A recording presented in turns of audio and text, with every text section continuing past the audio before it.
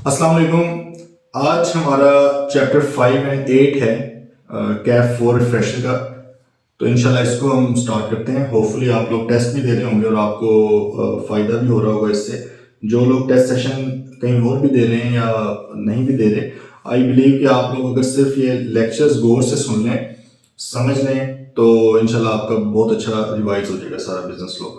तो जी अब चैप्टर 5 हम स्टार्ट करते हैं, कंटिंजेंट कॉन्ट्रैक्ट्स। स्टार्ट करने से पहले फिर वही एक बार रिमाइंडर है कि आपने स्क्रीन को वीडियो को थोड़ा हाई क्वालिटी पे 720 के 1080 पे आपने देखना, ताकि जो कंटेंट है वो आपको बिल्कुल क्लियर नजर आए। ठीक है जी। अच्छा, चैप्टर 5 कंटिजेंट कॉन्ट्रैक्ट से सबसे पहले बात हो जाए कि कंटिजेंट कॉन्ट्रैक्ट होता क्या है। देखें, कंटिजेंट कॉन्ट्रैक्ट से मुराद है कि ऐसा कॉन्ट्रैक्ट जो डिपेंड कर रहा है किसी और अनसर्टन इवेंट के होने या ना होने पे। ठीक है, अब आपको पता है कॉन्ट्रैक्ट होता है वो किसी काम को करने का भी हो सकता है, किसी काम को ना करने का भी हो सकता है। जो हमने पढ़ा हुआ है कि ऑफर टू डू और नॉट टू डू समथिंग, दोनों हो सकते हैं। तो इस तरह ये भी कॉन्ट्रैक्ट है जो कोई काम करने का भी हो सकता है कि भाई मैं ये काम करूंगा या मैं ये काम नहीं करूंगा। अगर कोई और इवेंट जो कोलेटरल है, इससे जुड़ा हुआ है, कोई अनसर्टेन इवेंट, अगर वो हुआ या ना हुआ तो मैं ये वाला कॉन्ट्रैक्ट करूंगा या नहीं करूंगा, इसको कंटीजेंट कॉन्ट्रैक्ट कहते हैं। डेफिनेशन इसकी अगर आसान फाज में कहें तो क्या है कि कॉन्ट्रैक्ट टू डू और not to do something if some event collateral to such contract, वो इसके साथ कोलेटरल है। मेन इवेंट, वो जो इवेंट है वो मेन कॉन्ट्रैक्ट नहीं है, वो सिंपली क्या है, कोलेटरल है, इसके साथ जुड़ा हुआ है, लिंक्ड है। डज और डज नॉट हैपन, अगर वो हो जाए या ना हो। एग्जांपल्स इसकी आमतौर पे यही कॉन्ट्रैक्ट्स ऑफ इंडेमनिटी और गारंटी की हैं। इंडेमनिटी इवेंट हैपन्स वाली एग्जांपल है कि इंडेमनिटी क्या होती है कि अगर भाई आपको नुकसान हो गया, अगर आपको लॉस हो गया तो मैं आपको लॉस आपका भर दूंगा जितना भी हुआ।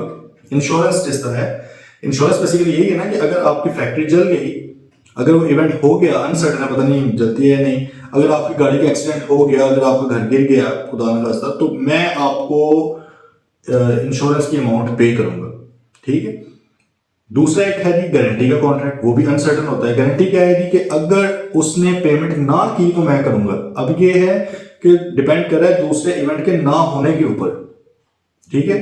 अगर मतलब है कि उसने पेमेंट कर दी तो फिर मैंने तो नहीं करनी ना, फिर तो खत्म होगी बात। लेकिन अगर उसने पेमेंट ना की तो भाई मैं आपको पेमेंट करूंगा, मैं इस बात की गारंटी देता हूं। That is called a contingent contract.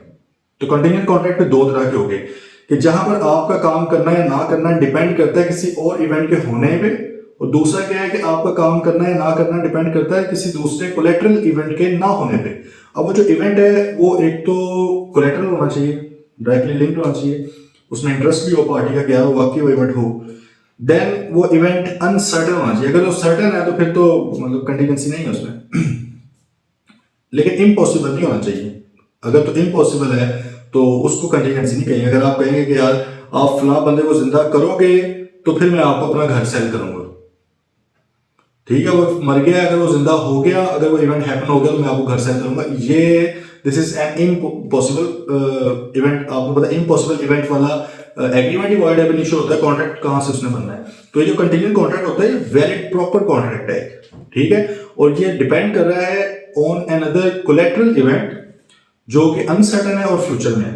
Clear है? इसको बड़ा मैंने बारीकी से आपको बताया ताकि आपको समझ आ जाए इसकी। अब एक फर्क देख लेते हैं जी कंटिजेंट कॉन्ट्रैक्ट और वेजिंग एग्रीमेंट्स में। पहले नंबर पे तो वेजिंग एग्रीमेंट को वेजिंग कॉन्ट्रैक्ट नहीं बोलना, उसकी रीजन आपको पता है। क्या रीजन है बोला? क्योंकि वेजिंग एग्रीमेंट्स होते हैं इलीगल और वो होते हैं वॉइड एब इनिशियो। दो वजह से, एक तो इलीगल होने की वजह से, एक दूसरा अनसर्टन होने की वजह से। तो वॉइड एब इनिशियो है, इसलिए वो उसको एग्रीमेंट ही आप बोलेंगे, वो भी वॉइड एग्रीमेंट बोलेंगे, उसको कॉन्ट्रैक्ट नहीं बोल सकते, क्योंकि कॉन्ट्रैक्ट होने के लिए पहले एग्रीमेंट का वैलिड होना जरूरी है, जबकि contingent contract is the proper valid contract. अब इन दोनों में फर्क को हम देख लेते हैं। देखें, आपको याद होगा कि बेचने के अंदर जुआ भी यही होता है ना कि आप फॉर एग्जांपल मैच फिक्सिंग है, स्पॉट फिक्सिंग है, वो हो रही है, आप देखते हैं इस बॉल पे छक्का लगेगा, अब पता नहीं छक्का लगना है कि नहीं लगना, किसको पता है, आप उसके ऊपर पैसा लगा देते हो। इस ओवर में 3 9 बॉल्स होंगी, ठीक है, ये आप इस तरह पैसे लगा रहे हैं इसके ऊपर। अब वो जो चीज हो रही है उसके ऊपर आपका पर्सनल इंटरेस्ट कोई नहीं है, आप पर्सनली कुछ उसमें परफॉर्म नहीं कर रहे। अगर तो आप खुद परफॉर्म करते हो, अगर तो आप इस शर्त पे करो ना कि यार हम आओ दोनों रेसलिंग करते हैं, आओ दोनों बैडमिंटन खेलते हैं, स्नूकर खेलते हैं, जो जीतेगा उसको पैसे मिलेंगे। अब ये भी अनसर्टन है कौन जीतेगा, लेकिन इसमें आपकी अपनी परफॉर्मेंस, आपकी अपनी कैपेबिलिटी, स्किल्स शामिल है, तो वेजिंग नहीं है। लेकिन दूसरे बंदे की स्किल्स के ऊपर आप किस तरह दाव लगा सकते हैं जिसके ऊपर आपको इंटरेस्ट ही नहीं है, तो वो वेजनिंग होती है। अब वेजनिंग का मसला ये है कि उसके अंदर जो इवेंट होता है वो कोलेटरल नहीं होता, वो इवेंट ही कॉन्ट्रैक्ट होता है। यहाँ कंटिन्यूइंग कॉन्ट्रैक्ट में तो ये ना कि मेन कॉन्ट्रैक्ट कुछ और करने का है, लेकिन it depends on collateral event, एक इवेंट के ऊपर डिपेंड कर रहा है जो अनसर्टन है। वेजनिंग के अंदर कॉन्ट्रैक्ट अलग से है ही कुछ नहीं, सिंपल है कि भाई छक्का है तो पैसे, चौका है तो पैसे, तुम दे देना या मैं दे दूंगा पैसे। इस तरह रेसिप्रोकल भी हो सकते हैं, नॉन रेसिप्रोकल भी हो सकते हैं। बात क्लियर है? तो जी कंडीशनल कॉन्ट्रैक्ट वैलिड कॉन्ट्रैक्ट है, जबकि वेजिंग एग्रीमेंट वॉइड एग्रीमेंट है। कंटीजेंट के अंदर पार्टीज का अपना जाती इंटरेस्ट होता है चीज के अंदर, जबकि जुआरियों का कोई इंटरेस्ट नहीं होता, जुआरियों का कोई मुल्क नहीं होता भाई, वो उनके लिए पाकिस्तान, इंडिया, ऑस्ट्रेलिया, इंग्लैंड सारे सेम है, वो कहते हैं भाई हमने कमाना है। ठीक है। कंटीजेंट के अंदर क्या होता है, future uncertain event is collateral only, सिर्फ कोलेक्टरल है, मेन नहीं है। जबकि वेजरिंग के अंदर तो भाई वही फैक्टरी मेन है वो।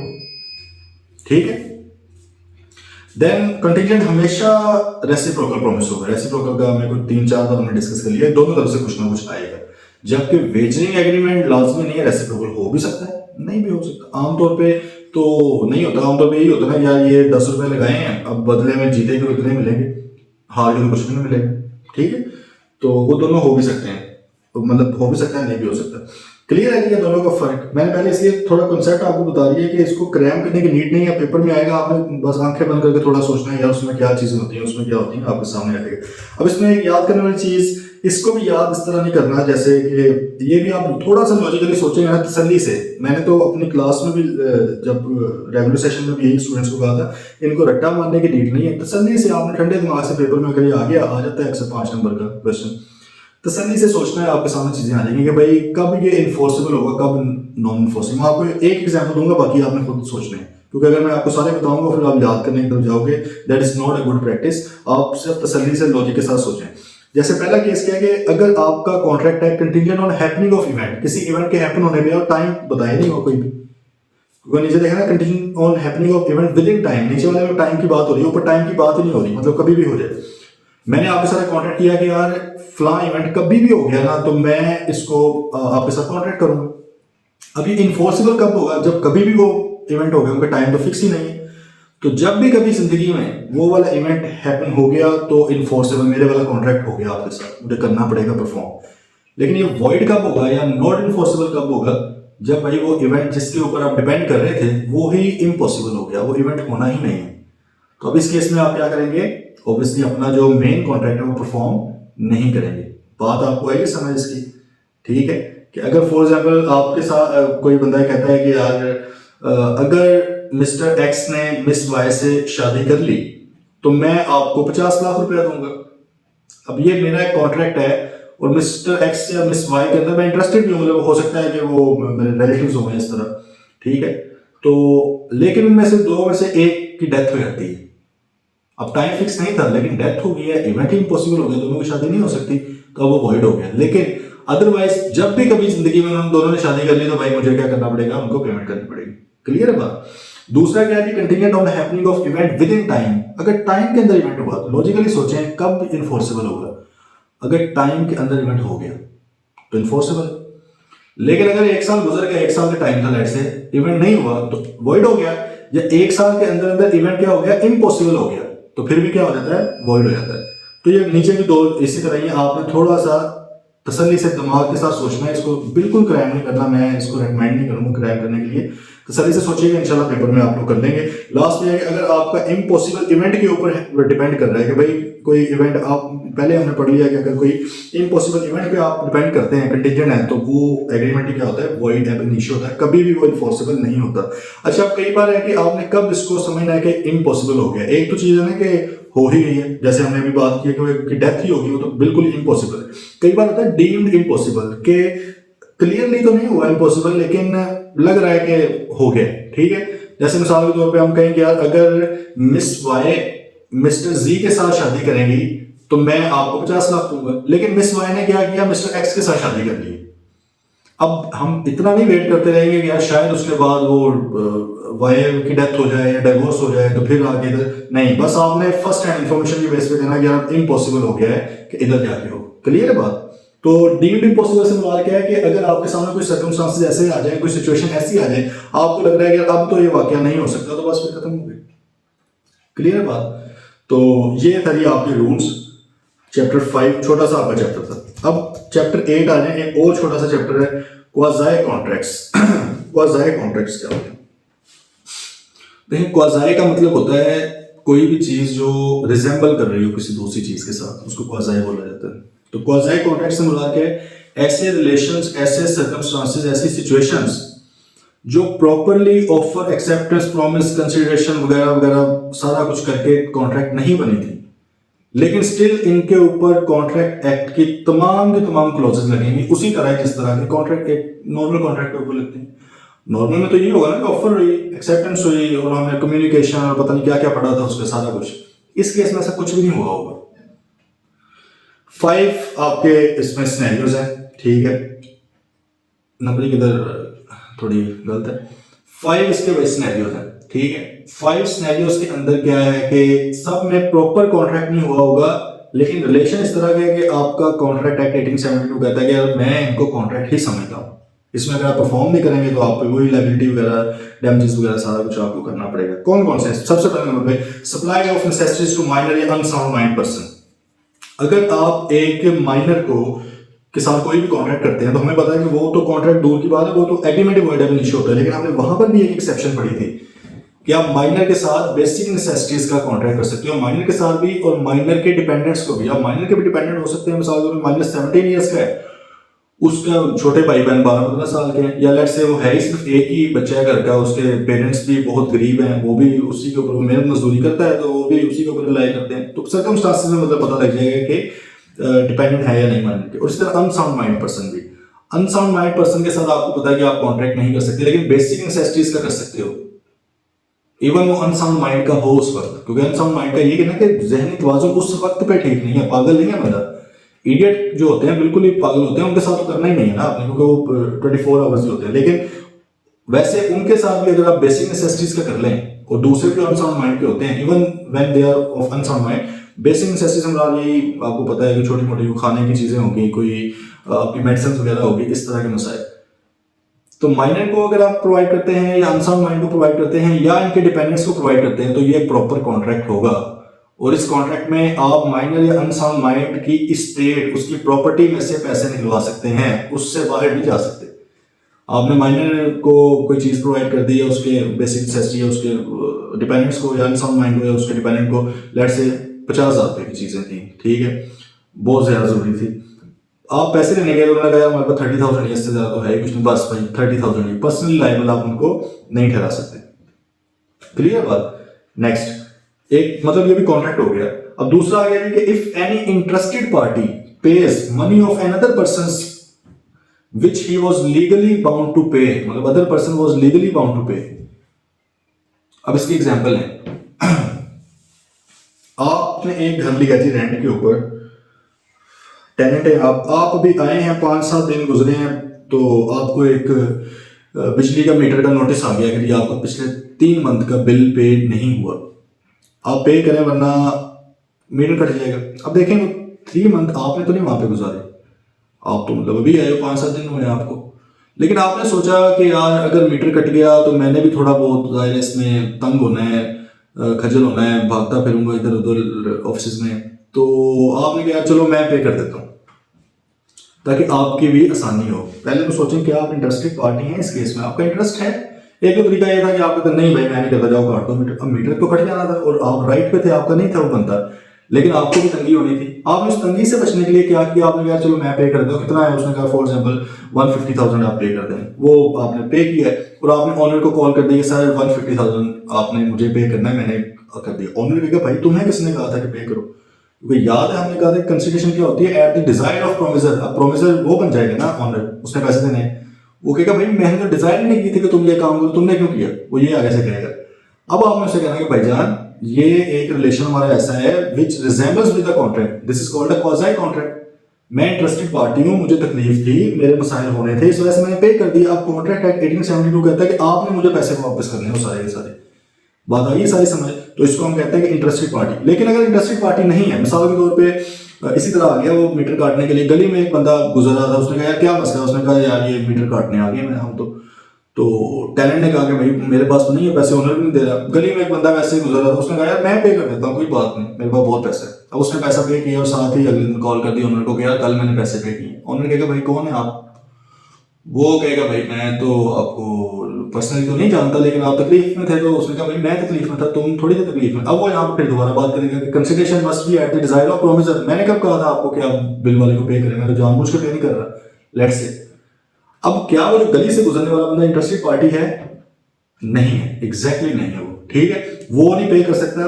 अगर उसने पे कर दिया तो भाई अब उसकी मर्जी है, अगर वो ऑनर वापस देना चाहे। और वो किस शिक के तहत वापस देना चाहेगा, याद करें थोड़ा सा। आप लोगों ने पढ़ा होगा ना कि agreement without consideration is void. अब देखें, आपने जब उससे कहा ही नहीं परफॉर्म करने का, तो वो क्यों कर रहा है? अगर उसने परफॉर्म कर दिया है तो आप उसको सिर्फ एक मद में पैसे दे सकते हैं वापस, वो होती है paying for past voluntary services. Past में अगर आपने कुछ किया हो किसी के लिए, उस मद में वो कर सकता है कि हाँ यार वॉलंटरीली आपने किया था उस वक्त, तो मैं आपको पे इसका कर देता हूँ। क्लियर है बात? अदरवाइज वो पैसे निकलवा नहीं सकता क्योंकि प्रोमिसर ने मांगा नहीं था उससे।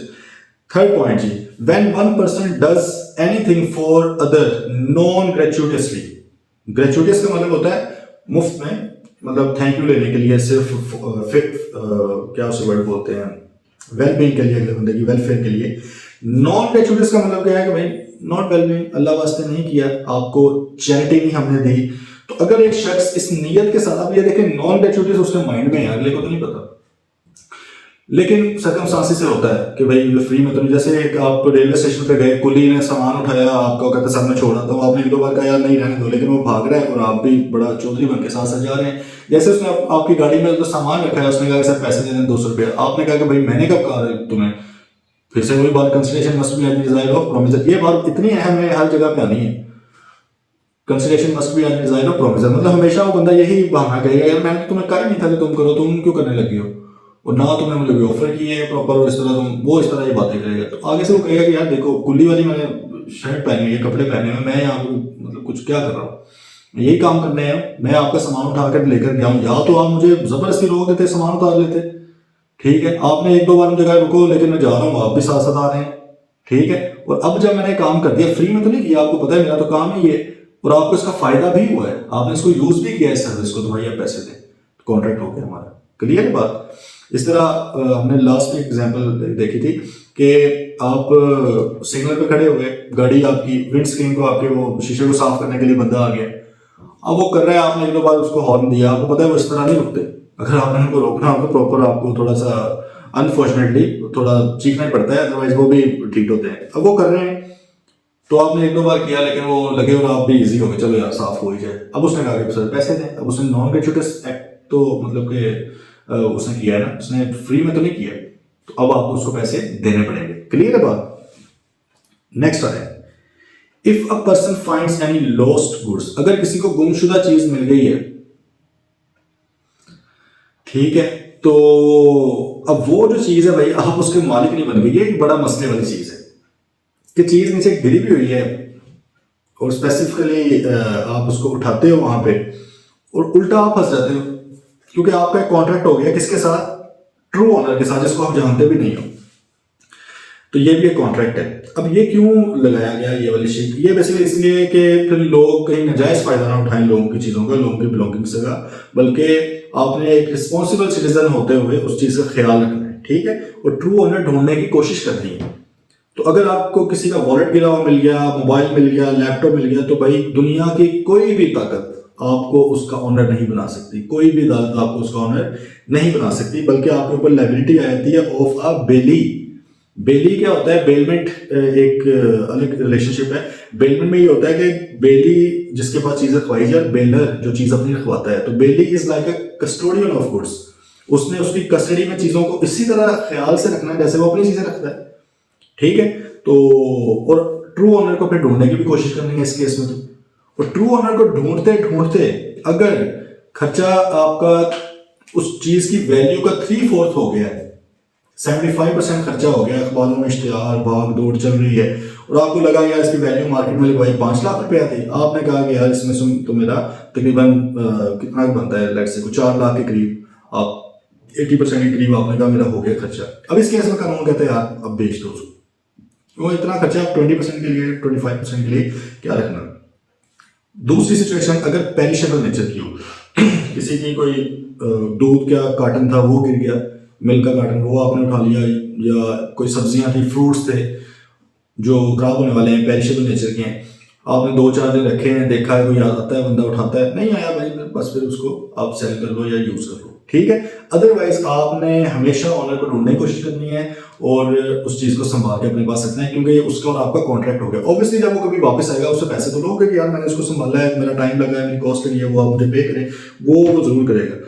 ठीक हो गया। तो आज के बाद अगर जमीन पे कोई चीज मिले गिरी हुई तो आपने खुद नहीं गिरना वहां पे, चीज को वहां पे पड़े रहने देना। ओके, लास्ट हमारा क्वाज़ी कॉन्ट्रैक्ट क्या होता है? If a person has been paid और डिलीवर्ड एनीथिंग बाय मिस्टेक, ये हमने मिस्टेक में भी पढ़ा था चैप्टर 4 फ्री कॉन्सेंट के अंदर, जब हमने मिस्टेक वाली चीज पढ़ी थी उसमें भी हमने कहा था कि अगर कोई चीज गलती से आपके पास आ जाए या गलती से पैसे आपको कोई बंदा दे दे तो आपके नहीं हो गया, आपने वापस करने हैं। हमने मैं वही एग्जांपल दूंगा दोबारा ताकि आपको याद रहे। वहां पे हमने फूड पैंडा की एग्जांपल ली थी कि वो आपके घर पे डिलीवरी करने चीज आ गया, गलती से वो 7 फलों की थी आपकी तरफ आ गई। अब आपने पिज्जा खा लिया जी बड़े मजे से, मस्त तेल में फ्राई करके, वो जैसे कहता है वो आपने खा लिया, तो अब आपने उसके पैसे पे करने हैं, या वो गुड्स वापस करते हैं। अगर मतलब फर्नीचर आ गया आपकी तरफ, मोबाइल आ गया, तो वो चीज़ वैसे की वैसे वापस करते हैं। अगर लेकिन कंज्यूम हो गया देन यू हैव टू पे फॉर दैट, ठीक है। और सेकंडली अगर गलती से आपको कोई बंदा पैसे दे दे, आपके नहीं थे या ज्यादा दे दिए पैसे, 1000 देना था 2000 दे दिए, ठीक है, तो आपने भाई वो रिटर्न करने हैं। ये भी आपका कॉन्ट्रैक्ट उसके साथ बन चुका है। क्लियर है बात? तो ये थे जी आपके क्वाज़ी कॉन्ट्रैक्ट चैप्टर 5 और 8। ये बड़े ही इजी चैप्टर्स हैं दोनों, इनमें से अक्सर क्वेश्चन भी आ जाता है, तो होपफुली आपको इसकी अंडरस्टैंडिंग होगी। बाकी फिर इंशाल्लाह नेक्स्ट लेक्चर में मिलेंगे। टिल देन टेक केयर, अल्लाह हाफिज़।